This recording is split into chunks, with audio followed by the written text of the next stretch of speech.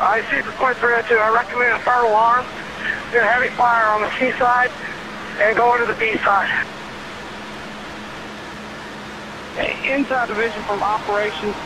Let's go ahead and withdraw all the interior crews. We have heavy fire on the roof. We're going to go defensive. Close it up. My name is Gary Warren, and I'm the Fire Chief of Oak Hill and Westlake Fire Departments here on the outskirts of Austin, Texas. And I've been in the fire service for a very long time, and during that time I have seen all the reasons why sprinkler systems are the best protection for your family in your home.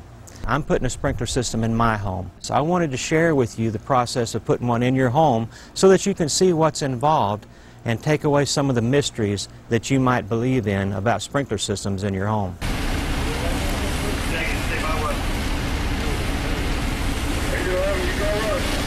I was called at 10 in the morning on Saturday that my house was on fire. Well, once we get a call for a structure fire, it would take us probably anywhere from 4 to 6 minutes to go ahead and arrive on the scene. Of course, I had an alarm system, but since the fire started in the garage and there was nobody home, it kept burning and before my alarm system actually got the smoke. And at that point, the fire has had a chance to go ahead and double or even triple. And so when we get to that point where the fire keeps on spreading before we even get on scene, it could be, the house could be fully involved. If not fully involved, it can actually do structural damage to the house, and which could cause collapse. You know, as the fire grows in intensity, it puts off more heat throughout the house, puts off more smoke throughout the house, which allows the home to become less stable because the fire gets into the wall and into the attic. It burned, I would say, 90% of my house down. One of the most tragic things for me was that my 16-year-old cat, which I had since I was a teenager, passed away in the fire. It's harder for firefighters to find victims in a home that has a whole bunch of smoke and heat as opposed to a home that just had one room that had some fire damage to it. So there are many advantages to having a sprinkler system in a home. Sprinklers are important for firefighters not only to aid us in firefighting, that also gives a reassurance knowing that if we're going up to a house that has sprinklers in them, that the sprinklers have already been activated possibly, so that it would assist us in aiding in fighting the fire. Well, the home that has the sprinkler system is like having a firefighter on duty there all the time, 24 hours a day, with a fire extinguisher or fire hose ready to go. If you have sprinklers in the house, this can contain it into its point of origin so it won't spread throughout the house. And with houses nowadays being 4,000 to 6,000 square feet, they're roughly about the size of a commercial building. And then houses being built nowadays also have trusses where it's open, and so the fire can go ahead and spread throughout the whole house between the two different levels of the floors. And so with the sprinkler system there, it can stop that, and we can contain it to just a point of origin, or maybe just a little bit less when we arrive on scene. With a fully involved fire, the firemen have to be aware of ceilings caving in, roofs caving in. They're not going to be able to get into a home nearly as readily as if they have a suppression system that's active and suppressing that fire from the outset. Our first priority is life safety, and so when we get there, if the sprinkler head has activated and has kept the fire contained to the trash can, so to speak, there wouldn't be near as much smoke production, not near as much heat production, and so we could go in, and with the sprinkler head doing its job, the firefighters could go in and search the rest of the house much more easily. Sprinkler systems are considered the total package for life safety, meaning that you have your smoke alarm that alerts you, lets you know that the fire is occurring, and then after that you have your sprinkler system activate, which gives the families and the occupants time to get out of the home. And with that total package, there's a statistic out there that with a smoke alarm and a sprinkler system combined, improves the chance of survival by 80%. We all have loved ones, whether it's a pet or a family member, whether it's pictures, memories that you have in your house. You want to be able to protect yourself. As we all go buy insurance, we need to invest a little bit in our future and put sprinkler systems.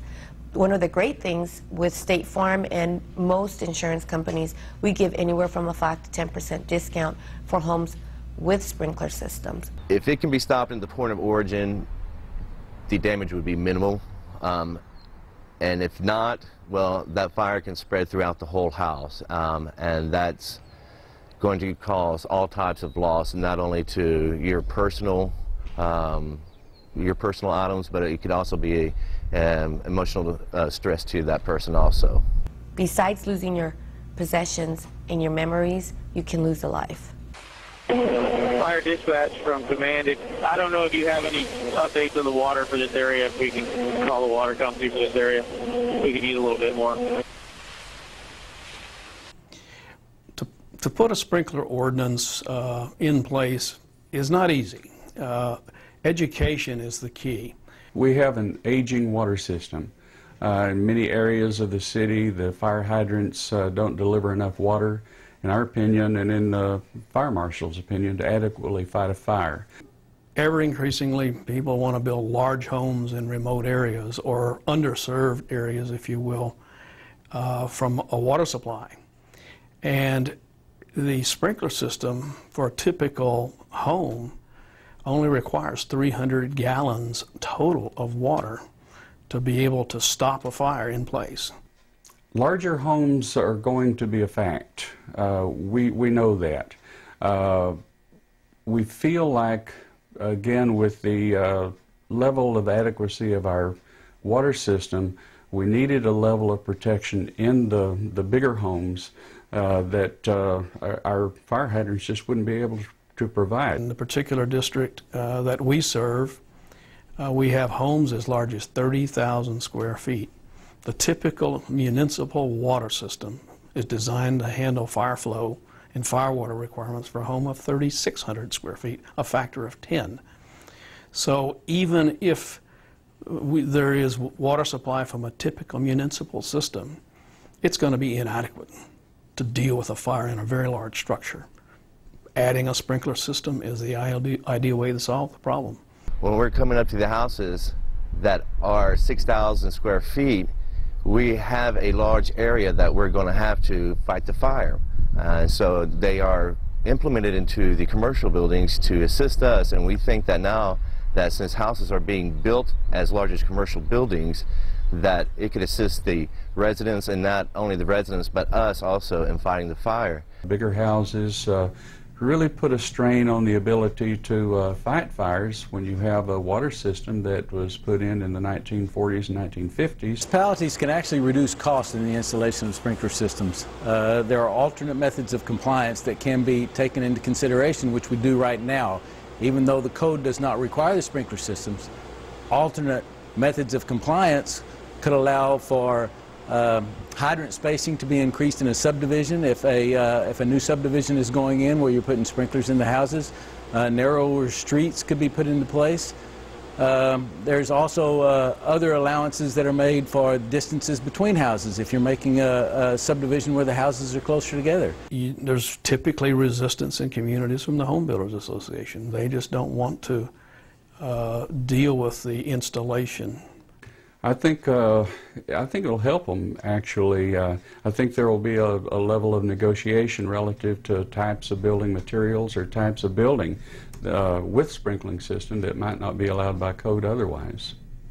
It's good for developers. It's very good for developers because the infrastructure doesn't necessarily have to be maintained like it would if they did not have sprinkler systems. We do allow an alternate method of putting sprinkler systems in when the fire flow may be down as low as 500 GPM. Otherwise, we're going to require 1,000, sometimes even more than that, depending on the size of the houses. Well, the community benefits because with the sprinkling system, a house fire would not become fully involved. If it's not fully involved, it's very unlikely to spread to an adjacent property. A lot of the small